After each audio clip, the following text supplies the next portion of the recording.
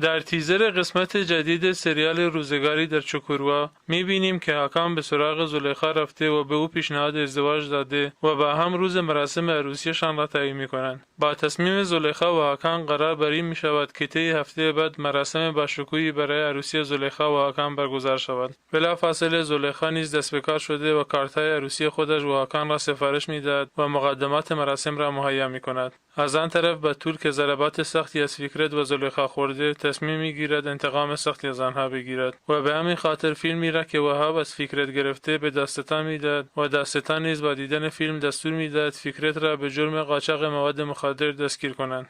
بلافاصله خبر دستگیری فیکرت به لطفیه و زلیخا داده می شود و لطفیه مجبور می شود ماجرای دستگیر شدن او و بتول را برایشان تعریف کند و حاکان متوجه نقشه‌های کثیف عبدالقادر، وهاب و بتول می شود. همچنین می بینیم که بازیگر جدید نیز وارد سریال می شود و کار خود را رسما در سریال روزگاری در چوکوروا آغاز می کند. هنوز مشخص نیست که این کاراکتر چه نام دارد و قرار است چه نقشی را بر عهده داشته باشد. با توجه به اتفاقات و حوادثی که در تیزر نشان داده شده، این احتمال وجود دارد که همه اتفاقات رخ دهد و در پایان شاهد عروسی زلیخا و حاکان باشیم. اما در مراسم به ناگاه همه گره‌ها و معماها باز می شود و حاکان مجبور می شود هویت واقعیش را افشا کند و مراسم عروسی تبدیل به یک رسوایی بزرگ و عجیب می شود. به هر حال باید منتظر ماند تا قسمت جدید سریال منتشر شود تا از اتفاقات و حوادث جدید آن مطلع شد.